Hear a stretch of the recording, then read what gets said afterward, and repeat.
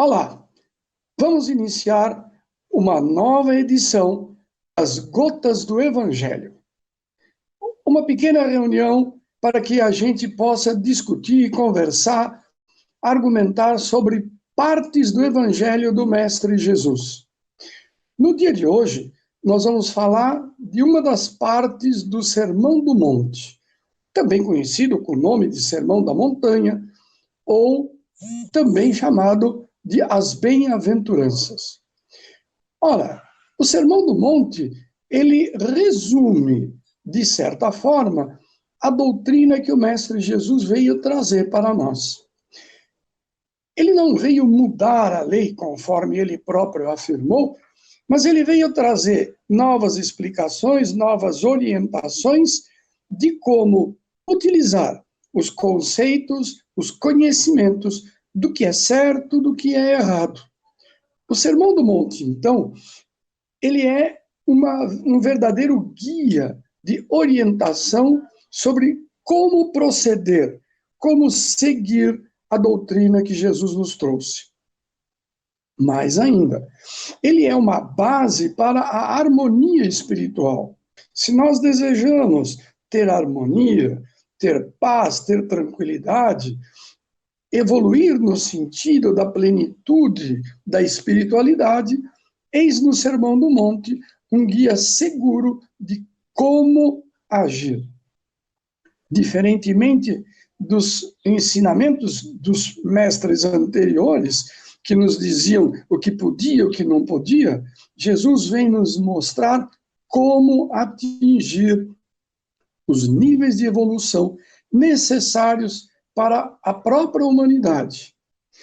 E ele, neste momento em que nos encontramos, da existência do planeta, no terceiro milênio, início de terceiro milênio, o Sermão do Monte se torna ainda mais significativo, porque sabemos que nós estamos com o planeta numa fase de transição, indo de uma etapa de regeneração e provas para uma nova etapa, onde vamos nos regenerar, vamos estar muito mais ligados ao bem, à harmonia e à paz. Portanto, o Sermão do Monte nos é um guia eficaz para este caminho. Nós vamos, então, hoje, trabalhar um pouquinho, pensar um pouquinho sobre uma das partes do Sermão do Monte, das chamadas bem-aventuranças, que é o capítulo chamado Bem-aventurados os mansos, pois eles herdarão a terra. Dependendo da versão em que a gente acompanhe isto na Bíblia ou no Evangelho segundo o Espiritismo, ou em outras publicações do Sermão do Monte, nós vamos encontrar tanto bem-aventurados os mansos, como vamos encontrar bem-aventurados os pacíficos, que, de certa forma, são mais ou menos a mesma coisa, né? O que é o ser manso? Ser manso ou ser pacífico está no mesmo caminho. O pacífico é aquele que faz a paz, é aquele que constrói a paz. Aonde a construção da paz é mais importante? Aliás, a única que nós efetivamente podemos realizar é a paz interior.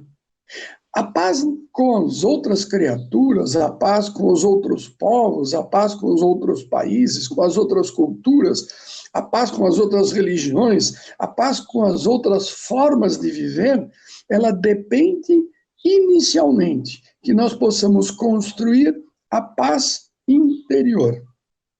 E o que é esta paz interior? Ora, todo indivíduo que constrói a paz internamente está em condições de poder, então, viver em paz com o seu semelhante. A paz interior depende daquilo que próprio Jesus nos propunha sempre, que era nos conhecermos melhor, analisarmos nossos comportamentos, as nossas atitudes, os nossos hábitos, para que pudéssemos verificar quais estes comportamentos, quais destes hábitos, quais destas maneiras de lidar com as situações produzem em nós sensações de paz ou produzem em nós sensações de dificuldade de relacionamento. Afinal, cada um de nós tem uma história, cada um de nós tem uma vivência. Dentro da visão espírita, cada um de nós tem centenas de encarnações anteriores onde promoveu a sua evolução. Cada um com o seu caminho, com a sua maneira, com a sua velocidade de aprendizado e de evolução. E, portanto, quando aqui nos encontramos, cada um de nós com as nossas maneiras de existir, com as nossas atitudes, nós estamos apenas espelhando aquilo que no decorrer dos séculos foi-nos possível aprender. Possível em função da nossa própria evolução, do nosso próprio esforço para lidar melhor com as situações. Ocorre, no entanto, uma coisa muito interessante, que Jesus também nos chama a atenção quando ele pede para que a gente olhe as situações, olhe as coisas de maneira mais positiva. Lembram-se da passagem do Evangelho em que os apóstolos estão com Jesus caminhando numa estrada e se aproximam de um local onde há um cão que morreu há 2, 3, 4 dias, provavelmente. Encontra-se a carniça dele na beira da estrada e, evidentemente, aqueles apóstolos que iam indo à frente, sentindo aquele mau cheiro, aquele odor desagradável, comentam: nossa, que odor desagradável! A que Jesus, aproximando-se, olha para o cão morto e diz: que lindos dentes tinha este cão. É verdade que existia um mau odor? Claro que existia um mau odor.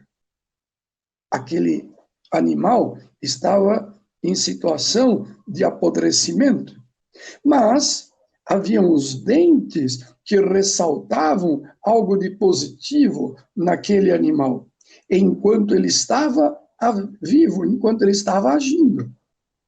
Jesus não está deixando de lado, ou não está propondo, que a gente não veja os problemas, mas que a gente veja também estes problemas como uma forma de possibilidade de evolução, como uma maneira de aprendizado. Como quando nós vamos à escola.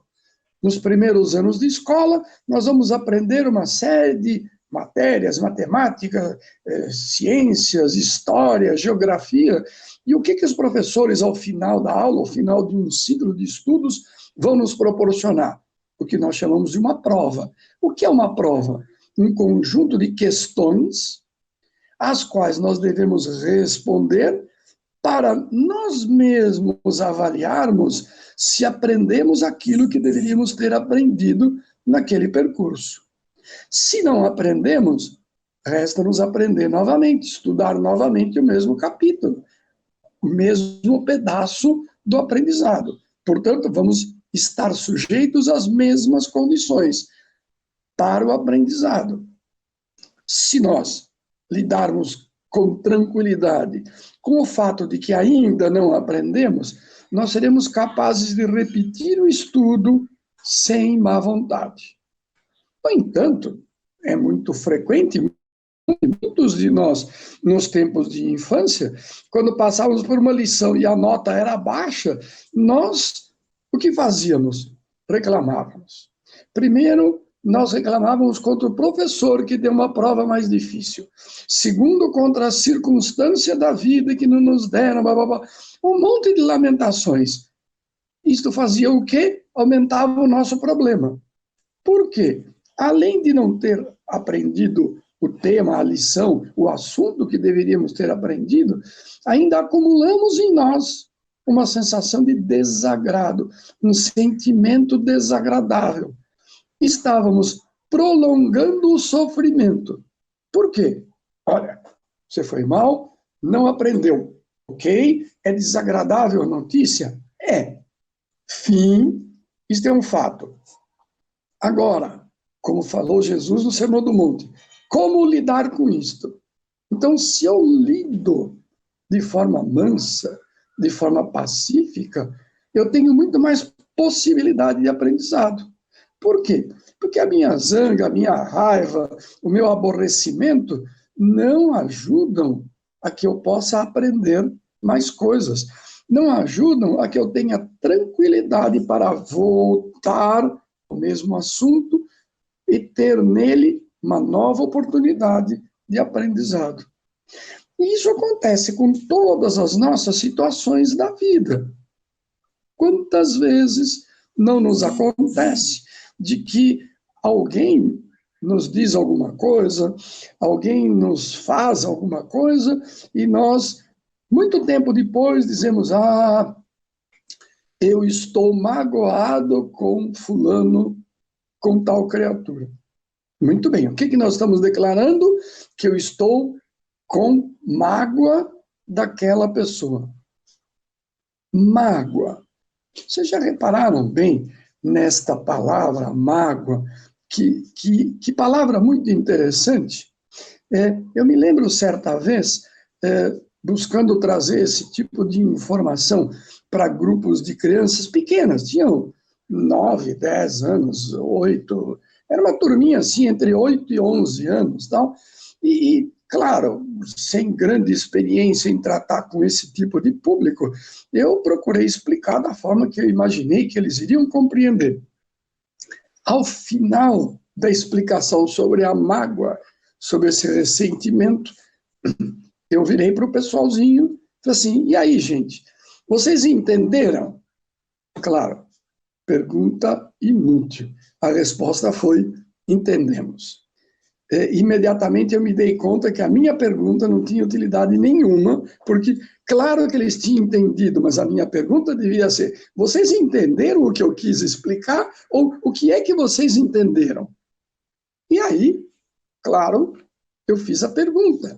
Muito bom, se vocês entenderam, o que é que vocês entenderam por mágoa? Um menininho, devia ter uns 9 anos no máximo, levantou a mãozinha e disse: tio, eu sei. Falei: que bom, então conta para nós o que é mágoa. E ele respondeu: mágoa é como aquele pipizinho que a gente faz na privada. Não serve mais, tem que puxar a descarga para ir embora. Ele trouxe uma visão de mágoa como má água. E, na verdade, a mágoa é isso mesmo, é uma má água que você está guardando, que não tem utilidade nenhuma a não ser poluir a sua existência. Por quê? Porque ela não tem como produzir nada de positivo. Aquele assunto, aquela situação, aquela pessoa, aquela circunstância já passou. Se já passou, por que você vai trazer para o dia de hoje? E isto é muito comum. Algumas vezes nós temos raiva porque algo aconteceu. Bem, e por que eu tenho raiva quando alguma coisa acontece? Normalmente, quando isto que aconteceu está em desacordo com a minha expectativa. Não aconteceu como eu queria, eu fico com raiva. Ok, perfeito, mas, espera um pouquinho, eu estou com raiva do quê? De que os acontecimentos não correspondem à minha expectativa? E quem é que disse que a minha expectativa é o que deveria estar acontecendo? Não. Talvez a minha expectativa seja superior à possibilidade do que pode acontecer. Talvez a minha expectativa seja equivocada em relação ao que vai acontecer. Por isso, quando nós olhamos bem-aventurados os mansos, talvez caiba uma pergunta: o que é ser manso na visão que Jesus vem nos trazer? Lembrando que Jesus declarou muito fortemente: o meu reino não é deste mundo. Então, evidentemente, os ensinamentos de Jesus não estavam tentando se ajustar as condições humanas, nem daquela época, nem do dia de hoje. Ele está pensando, ele está nos propondo uma visão de vida eterna, de espiritualidade, de algo muito mais longo e profundo do que o nosso imediatismo terrestre. Então, dentro deste escopo, dentro desta visão, o que é ser manso? Ser manso é aceitar, é autossujeitar-se aos desígnios de Deus. Manso é autossujeitar-se aos desígnios de Deus. Ou seja, entender, aceitar de que quando algo ocorre, é porque talvez seja o melhor para mim. Talvez não seja gostoso. Talvez seja diferente do que eu quero. Eu me lembro sempre dos meus tempos de infância. A gente tinha gripe, era comum ter gripe naquela época. E também era comum ter injeção para poder tomar injeção para poder passar a gripe, né? É claro que injeção ninguém gostava, ninguém gosta até hoje. Doía, porque era uma injeção de eucaliptine, que era um óleo que doía realmente quando você tomava a injeção. Mas era necessária aquela dor? Sim. Por quê? Porque ela evitava uma dor maior, que eram as consequências de você permanecer numa situação de gripe. Então, sujeitar-se aos desígnios de Deus é ser manso. O que Jesus nos propõe quando ele diz bem-aventurados os mansos, ele diz, bem-aventurado você, que já é capaz de aceitar que nem tudo vai acontecer como você quer. E que aquilo que está lhe acontecendo é aquilo que deve acontecer, é o melhor para a sua evolução. Nesse sentido, vale a gente lembrar de uma citação de Chico Xavier, né? Entre tantas outras brilhantes colocações de Chico Xavier, quando perguntado, ele respondeu, lembre-se, você está no lugar certo, na hora certa, com as pessoas certas, na circunstância certa para o seu aprendizado. Na hora certa, da forma certa, com as pessoas certas, na circunstância certa, para o aprendizado. Não quer dizer que a gente vai gostar disso sempre. Então, ser manso é esta situação de aceitar aquilo que está me acontecendo. Aceitar, inclusive, as pessoas com as quais algumas vezes eu sou forçado a conviver, porque eles são os que estão trazendo para mim o treinamento, a dificuldade que me é necessária para o meu aprendizado. Agora, nós podemos pensar ainda numa outra questão interessante, de que todo o indivíduo que torna-se manso, todo indivíduo que é pacífico, ele também é pacificador, porque ele transfere essa paz interior para a convivência com as outras pessoas. Então, o pacificador, ele promove a paz ao seu redor. Ele evita situações conflitantes. Ele, ao contrário, ameniza as situações que podem gerar conflito e gerar dificuldades. Ele é capaz de compreender que as pessoas estão produzindo aquilo que elas são capazes de produzir. Aquilo que, segundo o seu momento, a sua evolução, a sua capacidade, ele está apresentando para o outro. E se ele está apresentando o melhor de si, cabe a quem deseja seguir o ensinamento de Jesus, sendo manso, pacífico e pacificador, compreender a outra criatura. Ainda podemos pensar um pouquinho mais sobre o que é ser manso. É nós tomarmos o cuidado com uma questão que é guardar sentimentos do passado, né? É lógico que todos nós gostamos de lembrar daquele Natal Natal em que eu ganhei o meu ursinho lindíssimo, eu adorei o meu ursinho que eu esperava tanto ganhar do Papai Noel. Perfeito, maravilhoso, ótimo.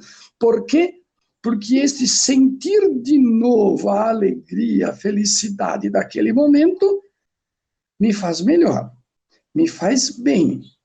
Eu estou alegre e feliz em função de algo alegre e feliz que eu vivi no passado.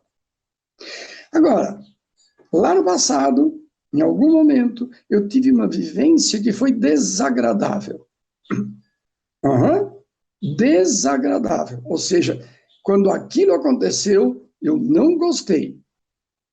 Eu sofri, eu fiquei triste e fiquei infeliz. Ok? Ok.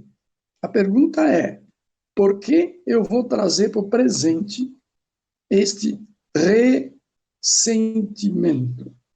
Percebem que quando a gente diz assim, eu estou ressentido com o que o outro me fez, eu estou sentindo de novo uma coisa que me foi desagradável. Isso é tortura. Não é conseguir a paz interior. A paz interior eu vou conseguir quando eu entendo que aquilo foi desagradável, foi, ok? Como eu faço para evitar que aquilo aconteça de novo? Segundo, qual é a minha contribuição para que aquilo acontecesse daquela forma? Talvez eu, de alguma maneira, tenha contribuído por negligência, por omissão, por desconhecimento. E se eu percebo que há algo que eu contribuí, eu posso, então, evitar nas próximas vezes que isto aconteça da mesma forma. Ora, ser manso é a abstinência de qualquer violência, física ou mental. Ok? Ser pacífico é abster-se de qualquer violência física ou mental, contra si e contra o outro. E aí a gente entra num ponto muito interessante, que algumas pessoas guardam um sentimento de culpa, né? Mas há 6 anos atrás eu briguei com meu irmão, dei uns tapas nele, tal, e eu tenho hoje, me sinto culpado daquilo. Espera um pouquinho. Vamos por partes. Primeiro, o que é a culpa? Uma tentativa de resolver o passado. Não vai resolver. Os tapas que você deu no seu irmão já deu, estão dados, está resolvido. Ele não sentiu-se bem, você não sentiu-se bem, ok, isso é passado. Agora, vamos pegar o Chico Xavier. Naquele momento, naquela circunstância, sob aquela emoção, e naquele momento de evolução, você fez o melhor que você sabia. Ora, se naquele momento, naquela circunstância, sob aquela emoção, sob aquele contexto, você fez o melhor que você sabia, hoje não se justifica você estragar a sua paz com algo que lá atrás você fez. Se você hoje já percebe que você não fará mais a mesma coisa, ótimo, aplauso. Por quê? Porque você evoluiu. Lá atrás, você fez e talvez 2, 3 dias depois você ainda dizia, e se precisar eu faço de novo. Hoje você é capaz de entender que aquilo é inadequado, que aquela violência não vai resolver a coisa nenhuma. E aí, se nós entramos pelo caminho da violência, e é muito interessante porque há todo um estudo do Sermão do Monte feito pela filosofia do Vedanta, e é uma coisa muito interessante como eles lidam com essa questão do Sermão do Monte. E aí eu me lembro do Gandhi, né? Gandhi, depois que já tinha libertado a Índia, já era conhecido, famoso, tal, um dia um repórter de uma revista inglesa pediu para entrevistá-lo, ele aceitou o convite da entrevista, e a entrevista, segundo o repórter, era baseada como pano de fundo a regra da não violência que o Gandhi tanto defendeu e tanto aplicou em toda a sua vida. E conseguiu os resultados que a gente conhece.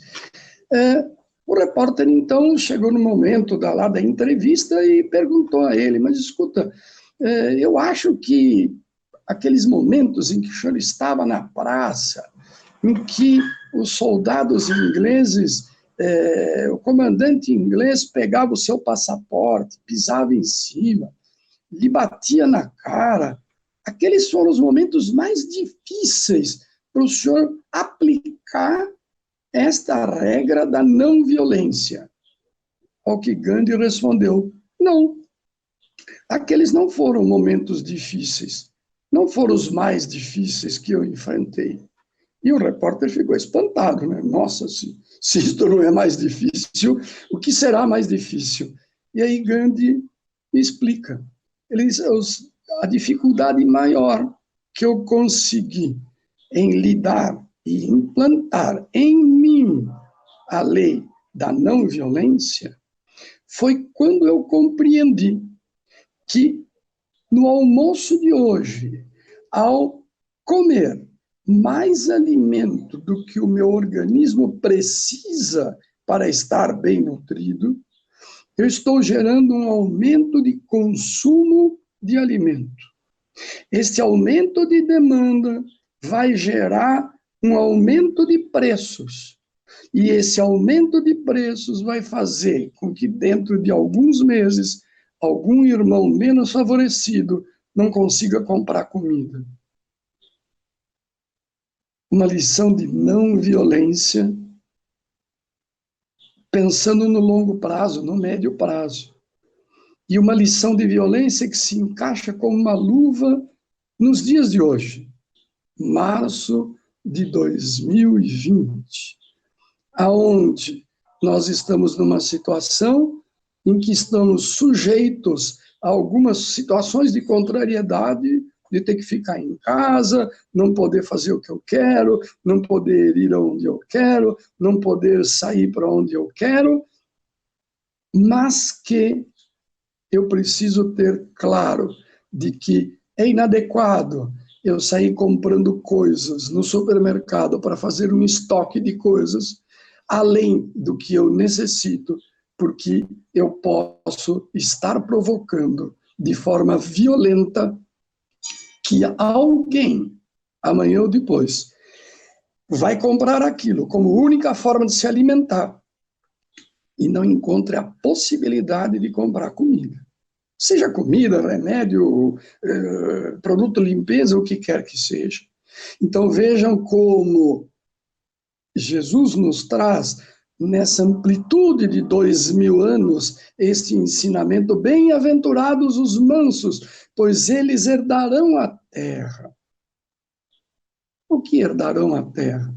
Porque neste momento de etapa de transição, em que o planeta sai de uma etapa de provas para uma etapa de regeneração, só voltarão a viver neste lindo planeta azul aqueles que atingirem um nível mínimo de evolução. E esse nível mínimo de evolução implica em nós sermos mansos.